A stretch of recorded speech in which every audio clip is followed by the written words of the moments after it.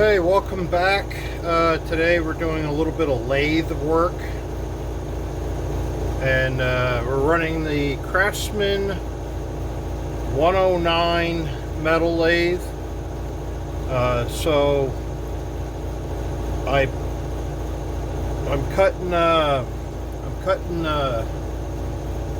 centering cones for the brake lathes. I needed larger centering cones, and I wasn't about to spend $100 and some for one of these. So this is one that I had made prior. So it was to pick up from, hold on.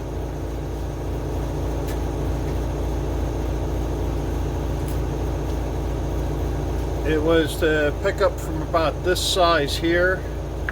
So it's about like that then. So it would just continue to taper, and today I'm continuing the taper from this size to the next size bigger, which will be my maximum I can do, because that's about as big as the product that I'm making these out of is. So I ordered a piece of 4 3/16 round stock, made of mild steel. And what these do is these will fit inside your brake drum or brake rotor, and then it rides on your 1-inch shaft here, and then you'll have a cup on either side.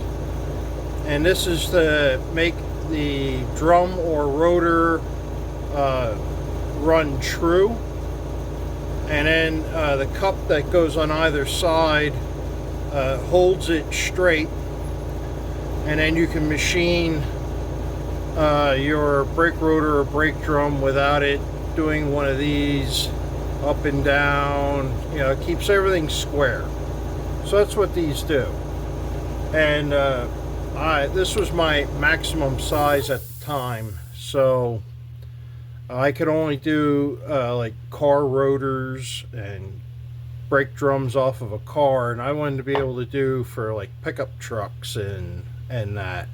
So anything from like pickup truck, SUV, small pickup truck, mid-size pickup truck, and full-size pickup truck. That's what I'm making these for.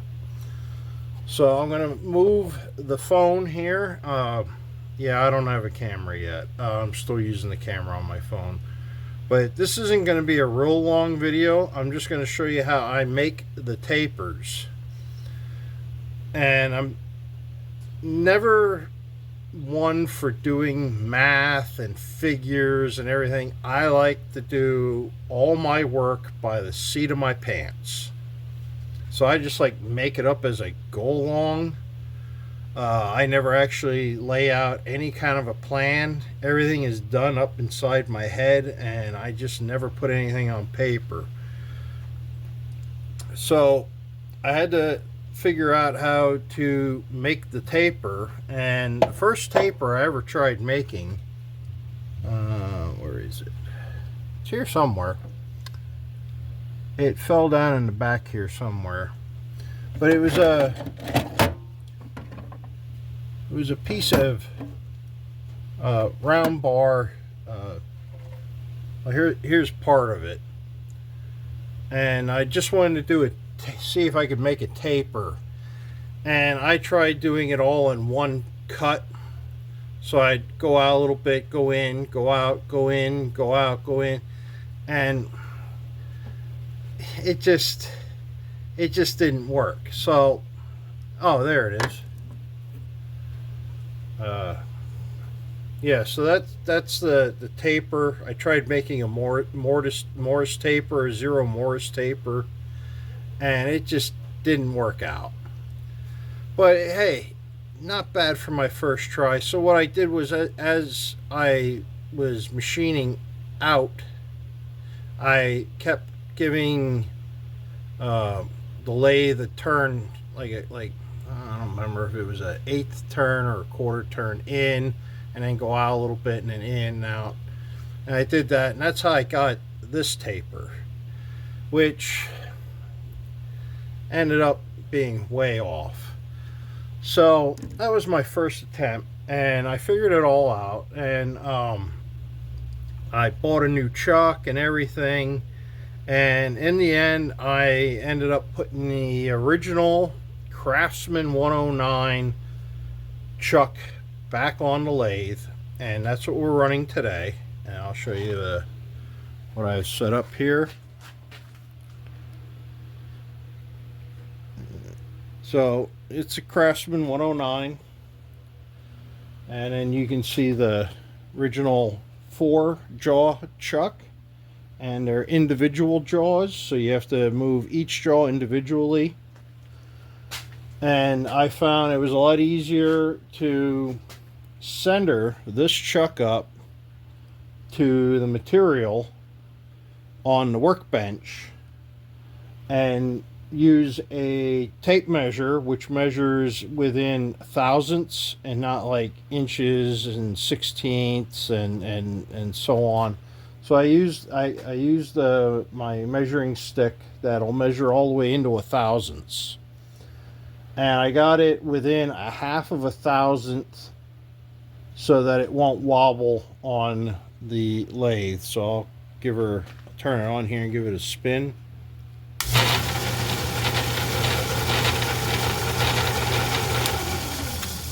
So that's about as true as I could get it, and it's true enough. It's a lot better than the first time I tried making one of these.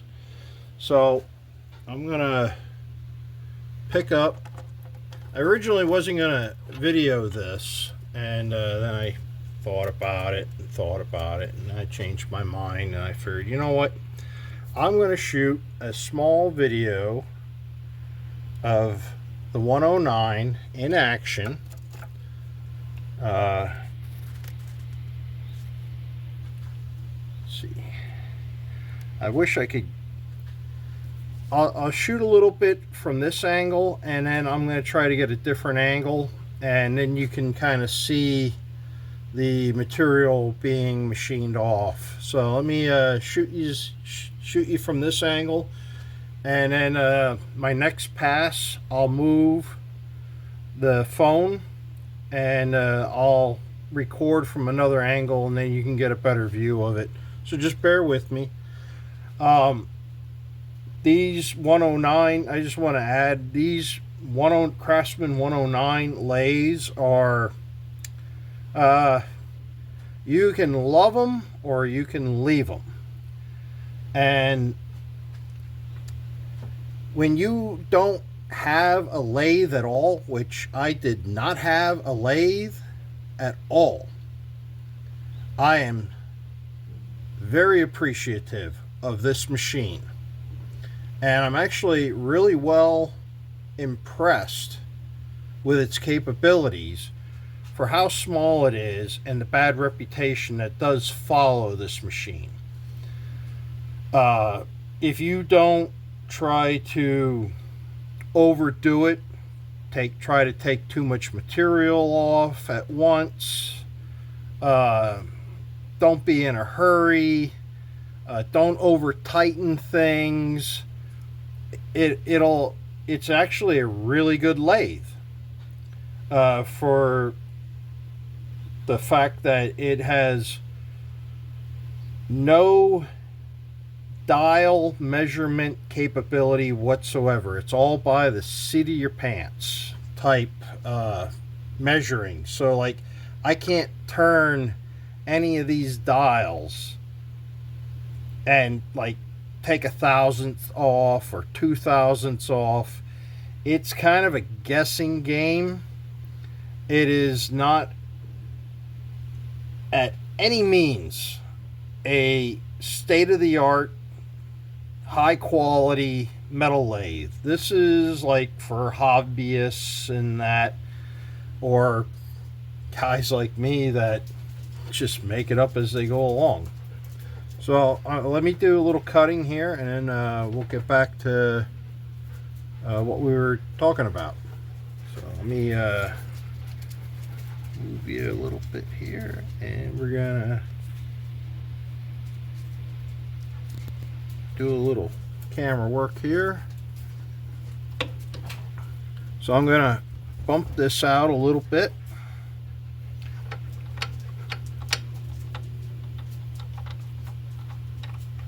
Change this over to the tail direction so that the cross slide will move towards the tail stock.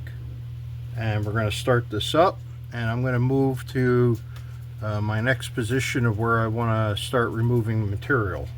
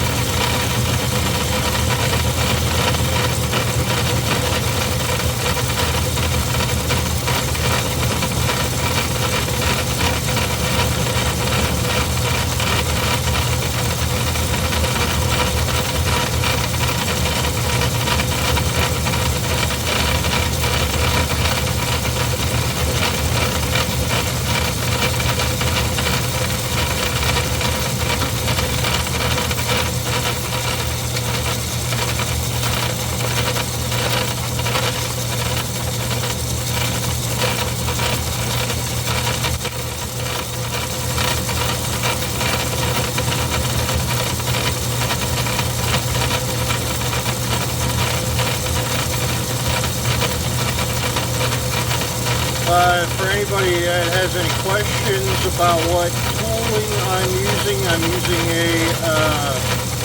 carbide tip tool, the kind with the little screw, and then you can change the carbide. So that's the tool that I'm using.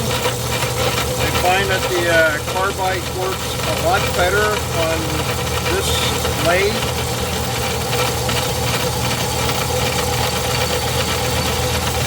I have the tool steel bits also. They work, but they don't work near as well as the carbide tipped ones.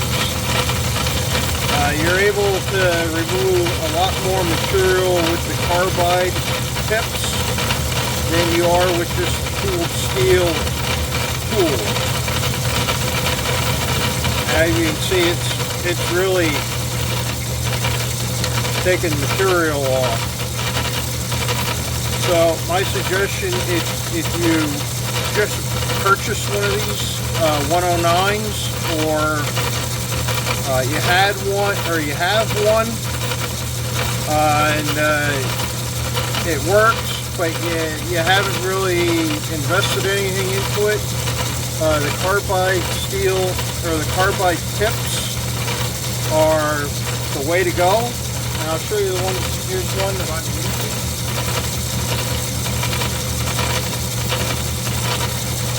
So this is your carbide triangle tip. You can take the Allen screw out and you can turn the carbide and use a different angle. You can also replace the carbide. And I got these off of Amazon.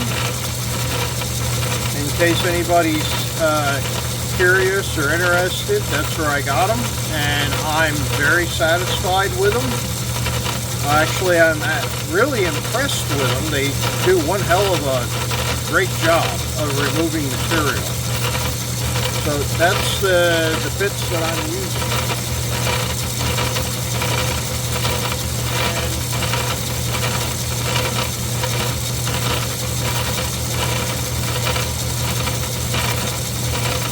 You can use these also. I got these also off of eBay, and they're made in China, and the carbide is actually cemented on, and they cut alright. They cut a lot better than using just a regular tooled steel, but the other one with the Allen screw in that, I like those a hell of a lot more than I like these. Now I'll use these, but I prefer the other ones over these any day. And they're both a good quality. There's nothing wrong with them. It's just that as far as job performance, the other ones hands down will kick these guys' ass. So anyway, let me get back to what we're doing here.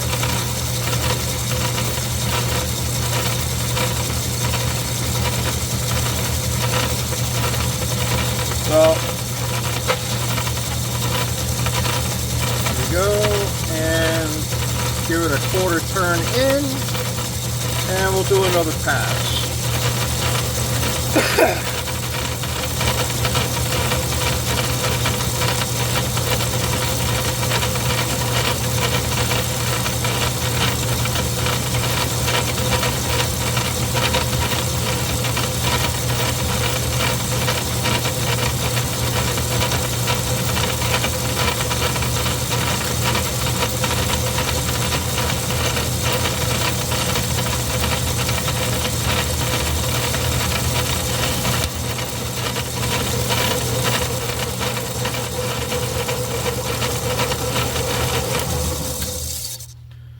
Okay, and I'm going to change the camera position so you guys can see it a little bit better from a different angle. And I'll move you over here.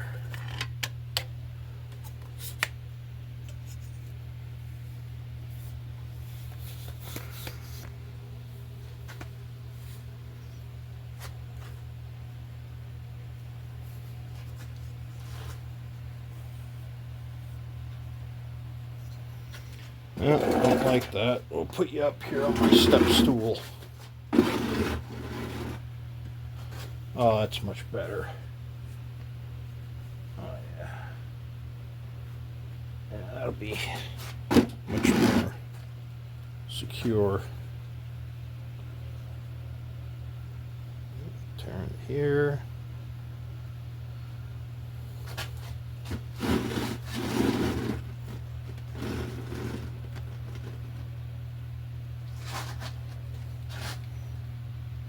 Okay.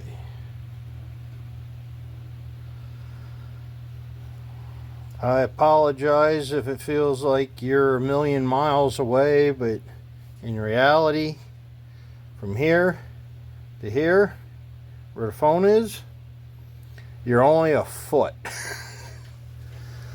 So what I do to make the taper is I do it in steps. So what I do is I'll go to this position. I'll mark it out by sitting that up here, and then I'll mark so that I get about roughly, I don't want to go any bigger than this from here to here. So I'll mark that on here, and then I'll step in a little bit. I'm going to go with probably about 1/8 of an inch. I'll step in, and that's where I'll make my first cut. And then I'll make my first cut from here all the way out to the end, and then I'll come back and make my second pass a cut also. So I'll cut going out, cut going back, and then cut going out and cut going back, and I'll do that 4 times, and then I'll move on to I get the tape measure here. I moved about 1/8 of an inch in, and then that's where I'll start my next cut, and I'll do 4 passes, 4 to 5 passes, and then I'll move 1/8 of an inch, and I'll do another cut, and then you start stepping down. And once you get all the way down to the size you want to be, then you can machine your steps out, and then that's how you end up with this taper, smooth, and a little bit of file and sandpaper, and it comes out really nice. But that's how I figured out how to make a taper. And I had to learn. I learned better trial and error, try something, doesn't work, try something else. The other thing I did with this lathe was it's not marked when you get one of these Craftsman 109s. So I put a T up on the top here and an H down below here, and this is your this is your threaded rod. I forget what I can't think of what it's called now. I'm sure somebody out there will comment in the comment section to tell me what it's actually called. But it's your main drive shaft here with the threads on it. This is the lever up and down for controlling which direction this rod turns. So what I did was I put a T up at the top, letter T, and that's for tailstock. So that'll move my cross slide in that direction. And I put an H on the bottom side for headstock, and then that'll turn this in the opposite direction, and that'll move my cross slide towards the headstock. And that way, if I'm away from the machine at any period of time, say a month, a year, or whatever, and then all of a sudden I gotta machine something, I'm not standing here going and making mistakes. So I just marked the T for tail, H for head. One of the things I do not like about this lathe is, in order to move this lever for tailstock or headstock, you have to turn the ball so you can either move it up or down. That I don't like. I think I would have rather had something where spring loaded, where you would pull the ball and then you could move it up and then shift your direction, than having to turn something. So I usually try not to turn it too much. That way it's just like a half turn, then I can move it, half turn, then I can move it type deal. Most people generally have the complaint that you don't have the hand crank here to move the carriage. You either have to move it by hand, or you have to turn this worm down here, and you would turn this knob at the end to do that. And that's a lot of the complaints I see. I do not have a complaint with that. I don't even have a problem with it. I have no problem with flipping this lever up and lightly bumping this, and then it moves pretty easily, you know, on the tracks here, on the ways and that, and I have no complaint with that. I see a lot of people complaining about that with these 109s. That is by far nowhere near any of my complaints with this machine. I do not miss having the crank here. I don't yearn for having that crank here. I'm actually quite satisfied with just popping that up, and I can move it manually, or I can leave it down and have the machine move it, or I can undo the banjo in here and drop the gears down, and I can turn the end crank, or I can do it with the banjo up and the gears engaged. Sometimes it'll bind, sometimes it won't. It's not one of my complaints. First complaint I had was this original chuck, the 4-jaw chuck that came with this lathe. I didn't like the individual chuck where you had to adjust each tooth individually. I didn't like that at first, and that was one of the reasons why I bought an automatic centering 3-jaw chuck, and I like it. I like it a lot. It's a very nice chuck that I purchased, and I got that off of Amazon also. But I didn't understand the concept behind the individual jaw motion, and now that I do, it's actually not a bad chuck. Like I said, I didn't like it at first, but it's something you kind of have to adapt yourself to, and just go, oh, you know what? Once you figure it out, it's like, oh yeah, it's not that bad. The other thing that this lathe came with, it came with a dead center. I mean, when you ain't got nothing else, dead center's great. Just make sure you put some grease on the end.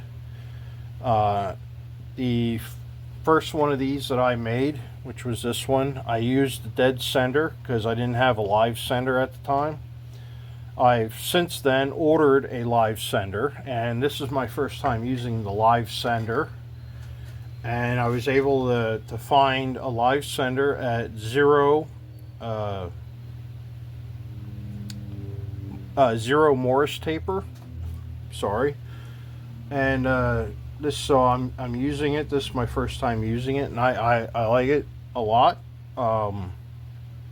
I also like the dead center. It worked just as fine, you know, just as well.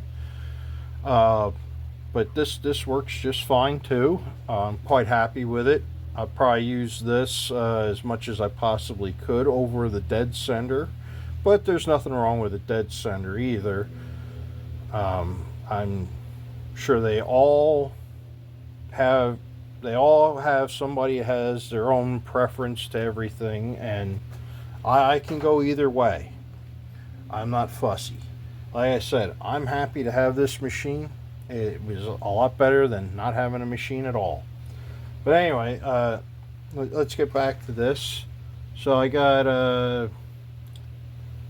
I think I got one more pass I have to do on that. So we'll fire her back up.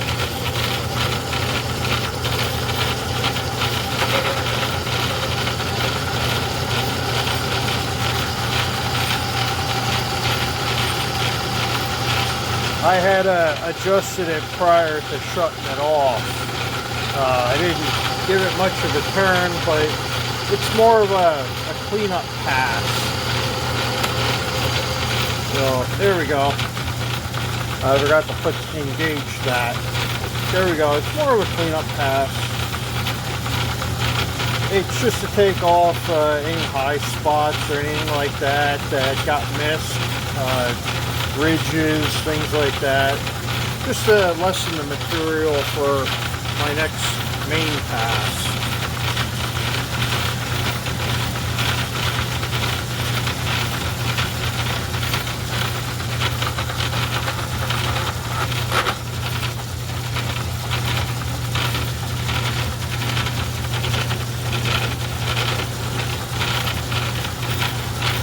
gave it a quarter turn in. Gonna take a little bit off. I don't have to take a lot off. I already did my main genuine passes.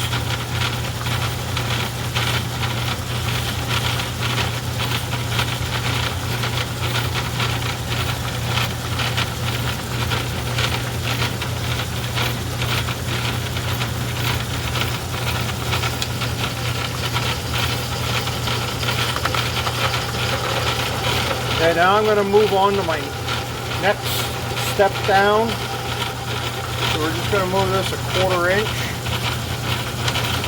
or an 1/8 inch, I'm sorry. And we're going to give this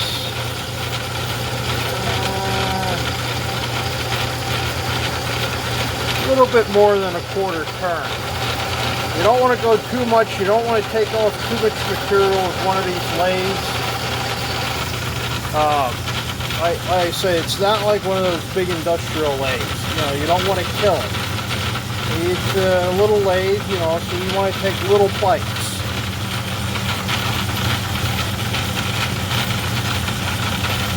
You can see all the material flying off this thing.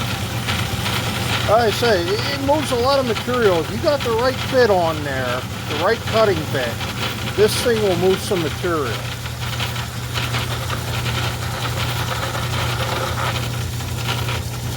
Now we're going to do another 1/4 turn.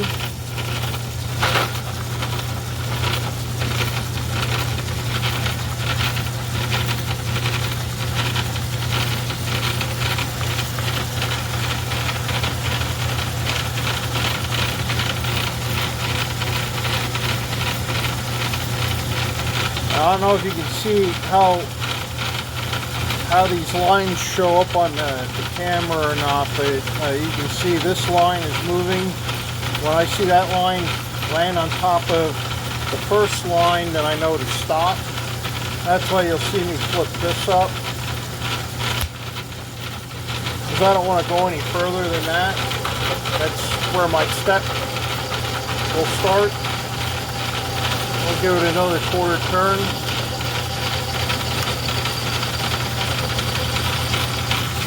Try to get a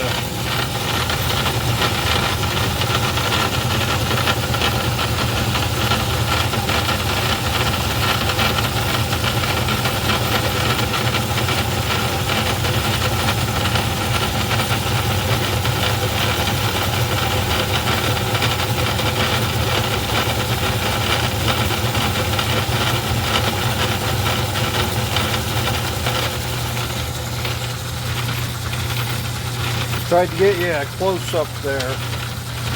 I'll give it another 1/4 turn, and we'll reverse it towards the headstock. So we move it down to the H and re-engage this, and we just sit and wait, or stand and wait. I've been meaning to build a stool to sit on. I was thinking like an old tractor seat or something like that, and 3 legs coming off of it, with maybe a slight swivel to it, or a full swivel, just something to sit on and put my feet up. Just so I'm not standing here on this concrete.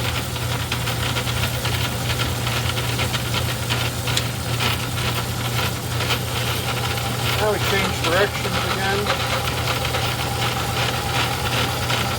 Another 1/4 turn. We'll go a little more.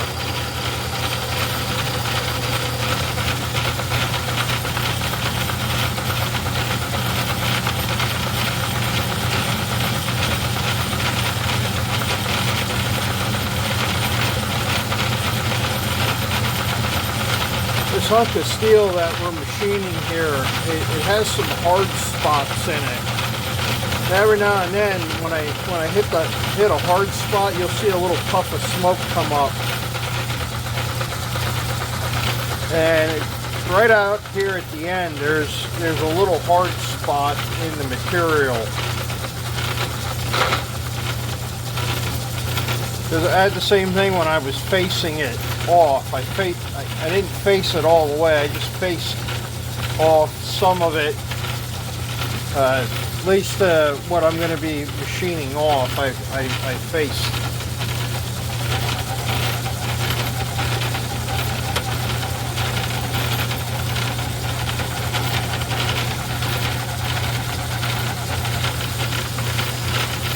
This attachment, this quick change attachment, I got off of eBay in case anybody's wondering.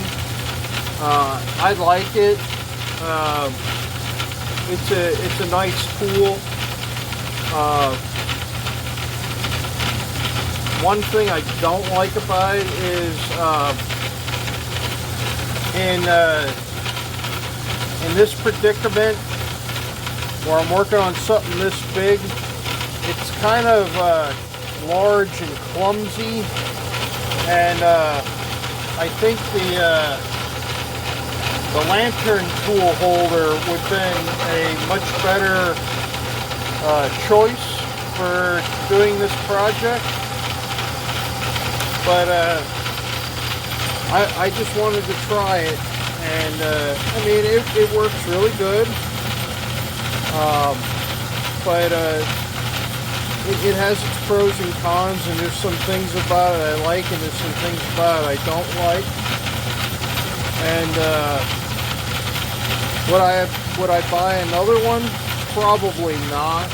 I prefer the lantern tool holder.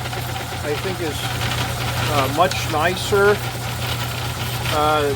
What's nice about this is I'm not subject to only being able to use the 1/4 inch tool. I can use the 3/8 tool. I think even 1/2 inch I think I can use on this. But I know most definitely 3/8. But I think it was listed that you could use up to a 1/2 inch. I don't have any 1/2 inch tools, so I only bought the 1/4s. I'll do another little back pass. Here's a 1/4 turn. Now, I'm not going to make this a long video. I just thought I'd shoot a little footage today, just so everybody knows what I'm up to. I figured I'd shoot a little bit on the 109. I mean, I have some other videos posted about the 109, but it's not really, you know, I'm not like giving my opinion or anything, because it was like right when I had just bought the machine. Do one more pass and 1/4 turn.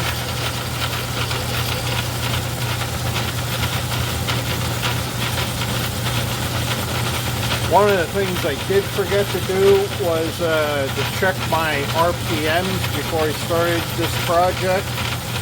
I did speed up the RPMs a little bit on the belt drive. I moved it over one pulley. I just wanted to try it at a higher speed.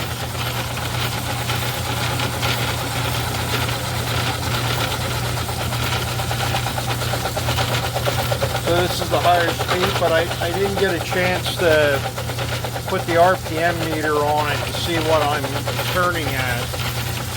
So if you ask what RPMs I have it turning at, I don't know. It seems to be working all right. It's working good. But I only have one more speed slower than this, and that's what I was normally running at.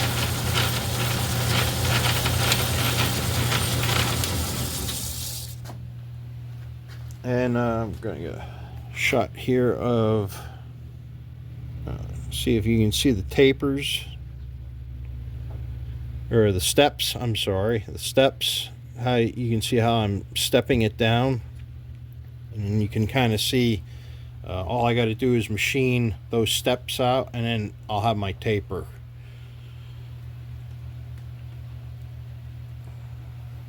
But yeah, it's the Craftsman, and the number is back here, 109, and it's like the little brother to the 101. And I don't think it's a bad machine. I think it just has a bad rap from guys that use the large lathes and then they jump to something like this, and then they just badmouth it. I don't think it's a bad machine at all. I would recommend to anybody that does not own a lathe, that wants to get a lathe, I would either get this, or I would spend the $600 and some and get one of those benchtop lathes from Harbor Freight. But you don't have the bed length on those like you do on this one. You have a little bit more bed length. And I'll give you a measurement in case anybody's wondering. Overall length of the bed, the machining bed, is 17.5 inches, and from the end of the chuck to the end of the bed is about 16 inches. So it gives you about 16 inches long, that you can put something 16 inches long in here. If you take the tailstock off, you know, you can, but you would either want a steady rest or the tailstock on when you're doing something that long, because your shaft that the chuck mounts to is only 1/2 inch, and it is prone to bending very easily. So you don't want to, you know, this is not a rough and tumble machine. So if you want a rough and tumble machine, you should probably go to the next size up, which would be the Craftsman 101, or something a little bigger than that.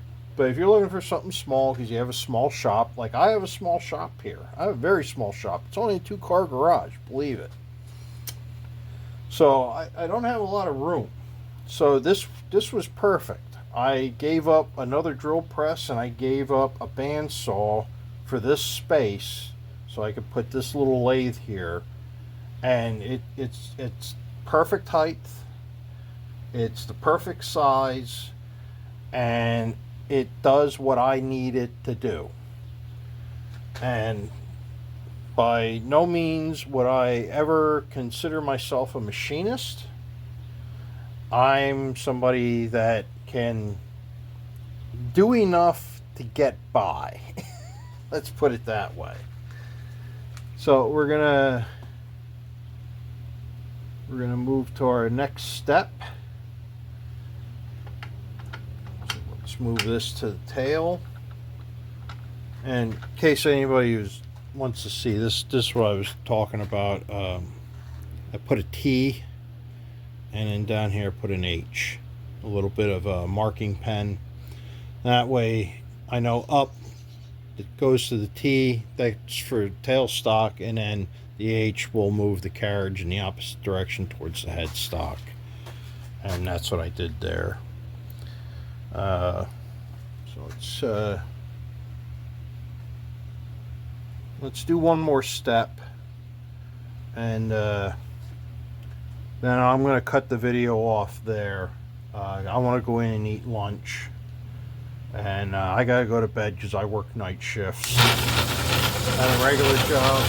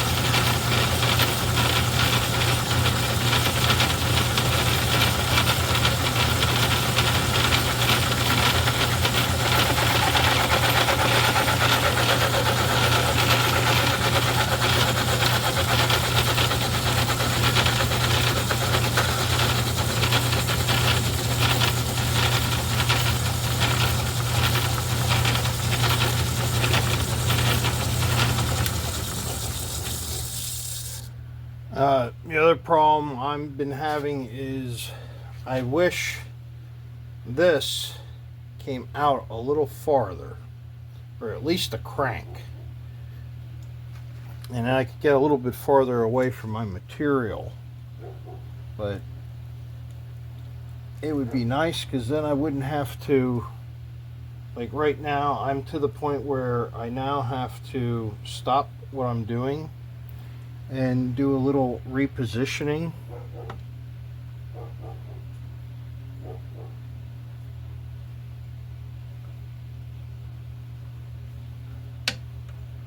So I'm gonna move this back out,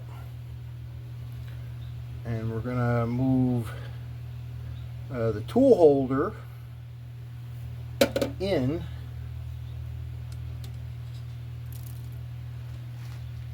because I'm starting to rub on the cross slide up here, and I don't want to screw that up. We'll just break this free, slide this in.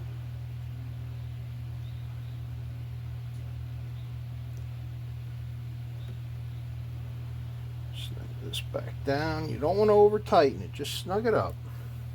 And we're gonna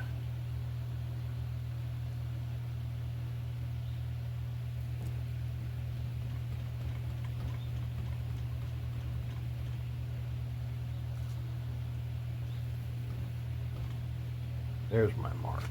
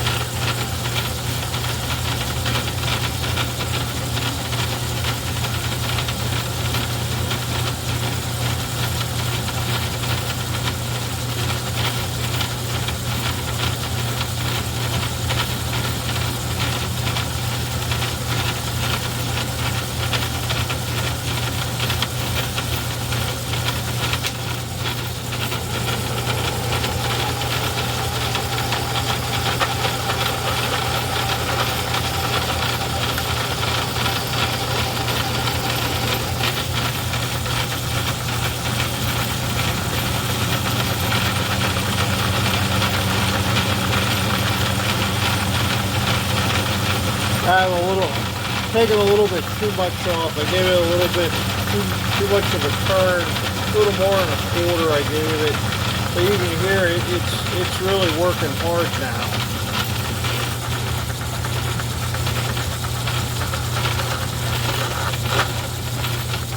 Oh, the puppies came out.